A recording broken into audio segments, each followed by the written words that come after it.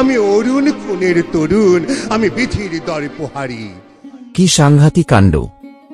চট্টগ্রাম শহরের অল্পবয়সী কিছু ছেলে এক মাস্টারদাদার বুদ্ধিমতো ইংরেজ পুলিশের সঙ্গে লড়ে তাদের গোলাবারুদের ভাণ্ডারটিকে দখল করে নিয়েছে। আগুন লাগিয়ে দিয়েছে সেই অস্ত্রাগারে। আগুন লাগিয়েছে টেলিফোন আর টেলিগ্রাফের অফিসেও। ট্রেনে করে যে শহরে আসবে তারও উপায় নেই। দু জায়গায় রেলের লাইন ভেঙে ফেলেছে তারা। সেখানে মালগাড়ি উল্টে ট্রেন চলাচল বন্ধ।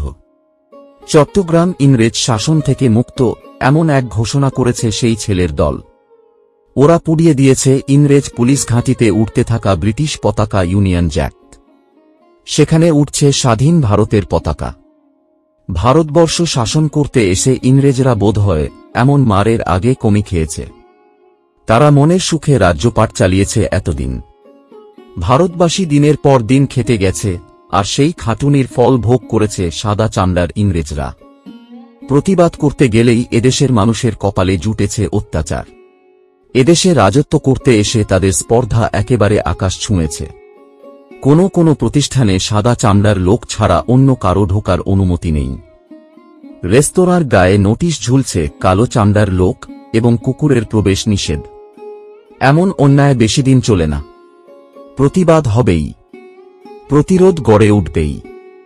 ঠিক যেন রূপকথার রাজপুত্রদের মতো লড়াই করে দেশ থেকে দানবদের তাড়াতে চেয়েছে চট্টগ্রামের এই ছেলের দল। তাদের মনে হয়েছে ভারতবর্ষের একটা জায়গায় যুদ্ধ করে যদি ইংরেজদের তাড়ানো যায়, সারা দেশ জেগে উঠবে। আর সকলেরই তখন মনে হবে তাহলে তো আমরাও এমনভাবে লড়াই করে ইংরেজদের অত্যাচার বন্ধ করতে পারি, তাদের তাড়াতে পারি। দেশ আমাদের মা, সেই ভারতমাতাকে ইংরেজ দানবের কবল থেকে মুক্ত করতে পারি। এই ছেলের দলকে দেশের কথা বলে, খেলাধুলো, বন্দুক চালানো শিখিয়ে ইংরেজদের বিরুদ্ধে লড়বার উপযুক্ত করে গড়ে তুলেছেন এক অঙ্কের শিক্ষক। তাকে সবাই মাস্টারদা বলে ডাকে। কে এই মাস্টারদা, যার কথায় ছেলের দল ইংরেজদের বিরুদ্ধে মরণপণ লড়তে পারে? চট্টগ্রামের মানুষ জানে এই রোগা, সাধারণ চেহারার, ধুতি পরা মানুষটির নাম সূর্য সেন। কেমন মানুষ এই মাস্টারদা? সবাই কেন তাকে এত সম্মান করে? মাস্টারদা কথা বলেন কম। মজাটা হল, মাস্টারদাকে বাইরে থেকে দেখে বোঝার উপায় নেই তিনি এত বড় একজন নেতা। তার পোশাক খুবই সাদাসিধে। বাঙালির ধুতি পাঞ্জাবি বা ধুতি শার্ট, রঙিন জামা পরেন না। কথা যেমন কম বলেন, হাঁটা চলাতেও শব্দ হয় না প্রায়। তার বাড়ির লোকজনেরা বলেন, খড়ম পায়ে হাঁটলেও তার খটখট আওয়াজ শোনা যায় না। এই যে মানুষটি, চুপচাপ যার ধরন, তিনি কি করে এত ছেলেকে ভারতের মুক্তির নেশায় খেপিয়ে তুললেন, রাইফেল বন্দুক নিয়ে ইংরেজদের বিরুদ্ধে লড়লেন, এ ভারী আশ্চর্যের কথা। উমাতারা হাই স্কুলের অঙ্কের শিক্ষক সূর্যকুমার সেন নতুন মাস্টার, তাই ছেলেরা প্রথমেই বুঝে নিতে চায় লোকটি কেমন। তিনি গম্ভীর, রাশভারী, অঙ্ক ভুল হলে কড়া শাস্তি দেন না, একটু নরম সরম, হাসি খুশি। ছেলেরা অবাক হয়ে দেখল এই মাস্টারমশাই বন্ধুর মতো হাসিমুখে ছোট বড় সবার সঙ্গে মেলামেশা করছেন।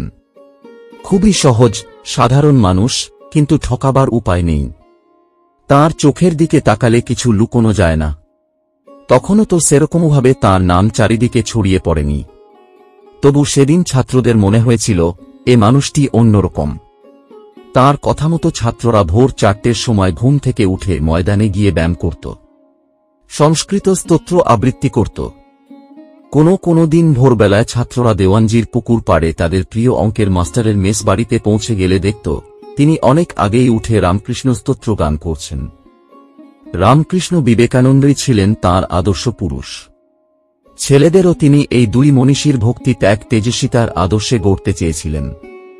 তাঁর প্রিয় কবি রবীন্দ্রনাথ ঠাকুর, এত প্রিয় তিনি বলতেন কবিসম্রাট রবীন্দ্রনাথ।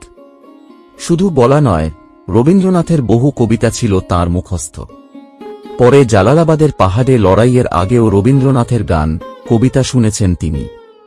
জেলের মধ্যে রবীন্দ্রনাথের কবিতা পড়েছেন, চিঠিতে রবীন্দ্রনাথের কবিতার লাইন উদ্ধৃত করেছেন।